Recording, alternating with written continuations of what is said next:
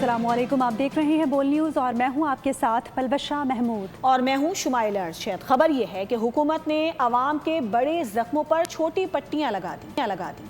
आलमी मार्केट में तेल की कीमतों में बड़ी कमी के बावजूद हुकूमत ने पेट्रोल सिर्फ 4 रुपए 8 पैसे सस्ता करने का ऐलान कर दिया। डीजल भी 2 रुपए 45 पैसे सस्ता किया गया। फी लीटर पेट्रोल 332 रुपए 95 पैसे का हो गया। डीजल की कीमत 389 रुपए 93 पैसे फी लीटर हो गई। हुकूमती फैसले पर अवाम एक बार फिर भड़क उठे। हुकूमत ने अवाम के बड़े जख्मों पर छोटी पट्टियां लगाई हैं। पेट्रोलियम मसनूआत की कीमतों में कमी तो की गई है, लेकिन कमी मामूली है। आलमी मार्केट में तेल की कीमतों में बड़ी कमी के बावजूद हुकूमत ने पेट्रोल सिर्फ 4 रुपए 8 पैसे सस्ता करने का ऐलान किया, जबकि डीजल भी 2 रुपए 45 पैसे सस्ता किया गया है। फी लीटर पेट्रोल 332 रुपए 95 पैसे का हो गया है, जबकि डीजल की कीमत 389 रुपए 93 पैसे फी लीटर हो गई है। हुकूमती फैसले पर अवाम एक बार फिर मायूस हैं। आलमी सतह पर तेल की कीमतों में इजाफे से मुल्क में महंगाई का नया तूफान आने का खदशा पैदा हो गया। वजारत खजाना की रिपोर्ट के मुताबिक जुलाई में महंगाई 10% तक रहने का इम्कान है, जबकि गैर मुल्की सरमायाकारी और बरामदात में भी नुमाया कमी देखी गई है। अवाम के लिए एक और माशी झटका। आलमी सतह पर तेल की कीमतों में इजाफे से पाकिस्तान में महंगाई का नया तूफान आने का खदशा। तस्दीक खुद वजारत खजाना ने अपनी ताज़ा रिपोर्ट में कर दी। वजारत खजाना की महाना आउटलुक रिपोर्ट के मुताबिक जुलाई 2026 में महंगाई की शरह 9 से 10% तक रहने का इम्कान है। रिपोर्ट में खबरदार किया गया है कि अमरीका और ईरान की कशीदगी आलमी तवानाई की कीमतों के लिए बड़ा खतरा बन चुकी है। रिपोर्ट के मुताबिक माली साल 2025 और 26 के दौरान बराह रास्त गैर मुल्की सरमायाकारी में 33.9% की नुमाया कमी देखी गई, जबकि मुल्की बरामदात भी 6.4% कमी के साथ 30.8 अरब डॉलर हैं। दूसरी जानिब तरसीलात ज़र 8.6 अरब डॉलर हो गई। FBR की टैक्स वसूलियों में 10.8% इजाफा रिकॉर्ड हुआ। ताहम जुलाई तक सितंबर कम बारिशों के बायस कपास, चावल और गन्ने जैसी खरीफ की फसलें शदीद मुतासिर होने का खदशा जाहिर किया गया है। गुड्स ट्रांसपोर्टर्स ने पेट्रोलियम मसनूआत की बढ़ती कीमतों पर 8 अगस्त से मुल्क गिर हड़ताल का ऐलान कर दिया है। कराची में प्रेस कॉन्फ्रेंस के दौरान ट्रांसपोर्टर्स रहनुमा मलिक शहजाद आवान का कहना था कि पेट्रोल और डीजल की कीमतों में यौमिया तब्दीली ख़त्म की जाए। उन्होंने माहाना निज़ाम लाने और 7% विद होल्डिंग टैक्सेस ख़त्म करने का मुतालबा भी किया है। रोज़ाना की बुनियाद पर डीजल पेट्रोल की कीमतों में तब्दीली का फेडरल गवर्नमेंट का डिसीजन हो, या रोज़ाना की बुनियाद पर डीजल पेट्रोल की कीमतों में इजाफे का जो वफाकी हुकूमत का फैसला हो, और दीगर with holding tax, toll tax में इजाफा हो, या दीगर हमारे मुल्क की जो दिसंबर की हमारी 10 दिन की हड़ताल थी उसमें वफाक, पंजाब, सिंध उनकी तरफ से जो मुआहदे किए गए उस पर अमल दरामद ना होने की वजह से आज पाकिस्तान भर की तमाम एसोसिएशन ने मुत्तफ़िक़ा तौर पर 8 तारीख से 8 अगस्त से बरोज़ हफ्ते के दिन से हम मुल्क की हड़ताल का ऐलान करते हैं।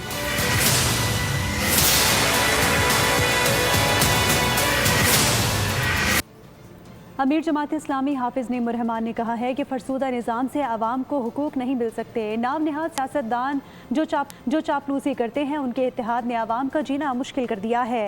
एक तबके ने 78 साल तक हम पर हुक्मरानी की, लेकिन हालात आज भी बदतरीन है।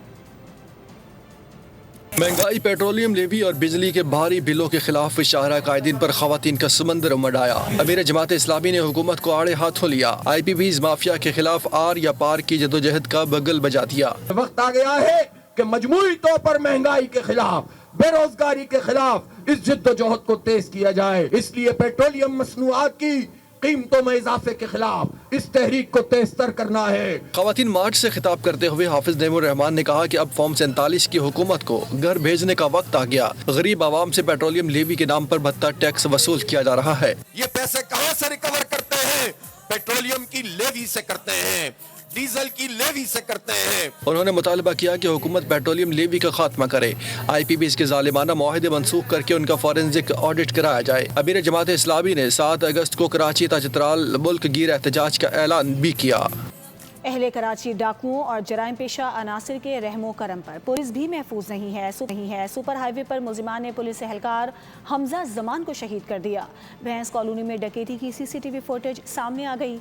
दूसरी जानिब ताजिर मीर रजा के कत्ल केस में तफ्तीशी टीम में CPLC को भी शामिल कर लिया गया है।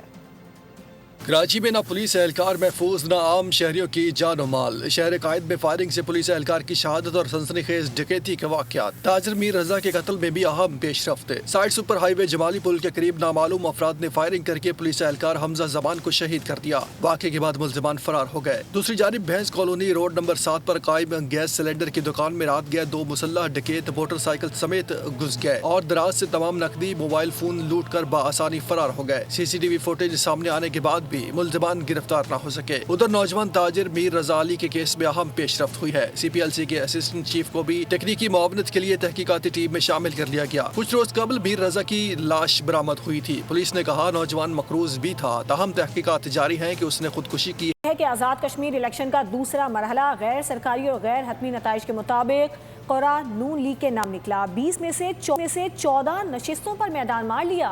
पीपल्स पार्टी 5 हलकों पर कामयाब। मुहाजिरीन की 12 में से 10 नशिस्तों पर नून लीग ने कब्जा जमाया। 2 पर पीपल्स पार्टी बराजमान। मुजफ्फराबाद की 9 में से 3 नशिस्तों पर नून और 3 पर PP कामयाब रही। फाते उम्मीदवारों के हामियों का जश्न। इलेक्शन कमीशन के मुताबिक हल्का LA 27 में शदीद बारिशों और लैंडस्लाइडिंग की वजह से वोट कास्ट नहीं किए जा सके। हल्के में पोलिंग अब 4 अगस्त को होगी।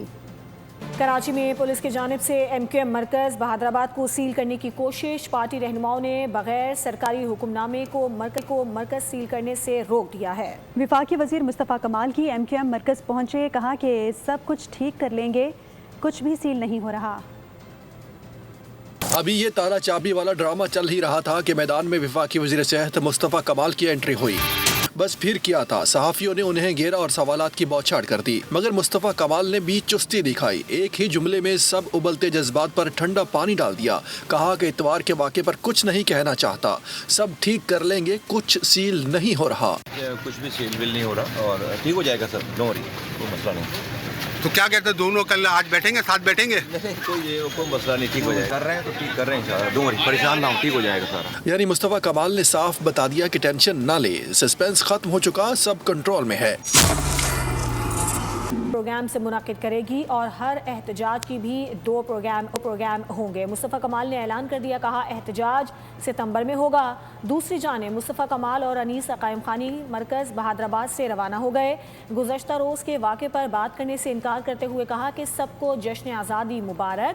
मज़ीद बोले, जो कल हुआ गुजर गया, जो आगे होगा अच्छा होगा।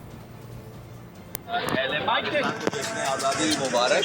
इरफान माइक वो आज़ादी है, अगस्त का महीना है, सबको जश्न आज़ादी मुबारक। Thank you. कल जो कुछ वाक़या हुआ इरफान माइक बात हुई आपकी, कल की बात क्या हो गया तो आइंदा का फिर क्या होगा?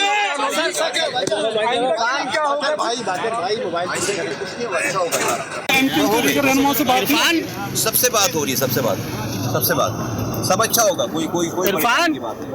MQM बहादराबाद मरकज़ पर इतवार को पेश आने वाला वाक़या गलतफहमी का नतीजा था। MQM रहनुमा डॉक्टर खालिद मकबूल सिद्दीकी ने खामोशी तोड़ दी। कहा कि तकरार के बायस नाखुशगवार वाक़या पेश आया। क़यादत ने मामले का जायज़ा लिया है, अब सूरत हाल बेहतर हो रही है।